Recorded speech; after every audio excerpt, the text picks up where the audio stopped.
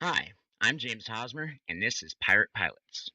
Pirate Pilots is a whimsical steampunk style game in which players individually captain and man hot air balloons that work to combine shooting skills with an ability to outmaneuver and board other enemy airships. In this multiplayer elimination game, each player pilots a ship and controls the cannons, as well as maneuvers between crew positions. The player must prioritize which position of the ship to man, whether it be the helm, steering the ship, the cannons, deciding what to shoot at, or whether to drop a depth charge.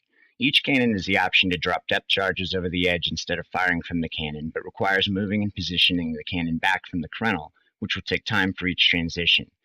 They can just choose whether to abandon the ship as well, choosing whether or not they can jump off and attempt to land and board other ships or land safely on the island below. Each ship must acquire fuel to power the hot air balloon. With upward thrust, the balloon exerts more fuel and depletes at a steady rate to sustain altitude. When the fuel source runs dry, the boat no longer sustains flight and begins to plummet. Hit balloons slowly deflate. Collision with other boats, depending on which parts hit, do damage. Players die if they land in water. Climbing and sustaining altitude slowly burns fuel. Fall damage applies to both damaged ships that impact the ground at a certain speed, but also players that bail out and don't land on any other ship. The goals are pretty self-explanatory. Players must keep ship fueled, keep themselves alive, and destroy all the other enemy pirates. The antagonizing force to players is primarily other players. While there are occasional hazards throughout the arena that also pose problems to the player and their ship, the main thing players are contending with is each other.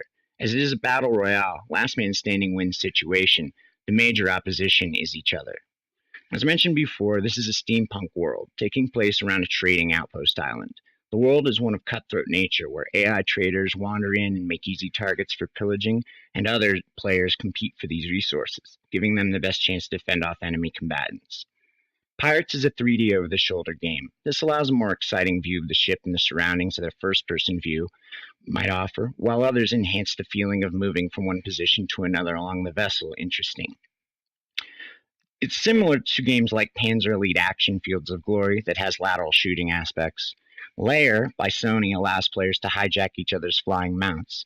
PUBG or many other battle royale games have the goal of being the last man standing. All three of these aspects make pirate pilots unique.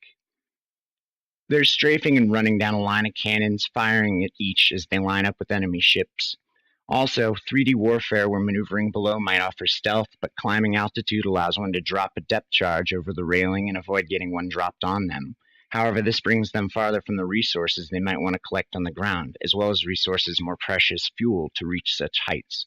Similarly, they can board other ships, enemies, or NPCs that carry resources like fuel, cannonballs, and depth charges. One major risk is whether or not this concept will be fun. The third dimension might make lining up a shot far too difficult, especially with a finite amount of ammo and any sort of reload time, which will reduce the player's ability to correct, adjust, and learn. Another potential risk is forcing players into battle. Currently, this version does not have any decreasing play space like PUBG or Fortnite, where both have collapsing circles to force players to engage each other. This might lead to a stagnation of fun in the audience. A final risk is the complicated nature of taking over a ship. The involvement of stats could rely overcomplicatedly in certain aspects. Yet on the other hand, without something like this, you would need to develop a fighting system which might be too many man-hours allotted to the Capstone project. Whatever the case, making boarding the ship process is paramount to keeping the player engaged.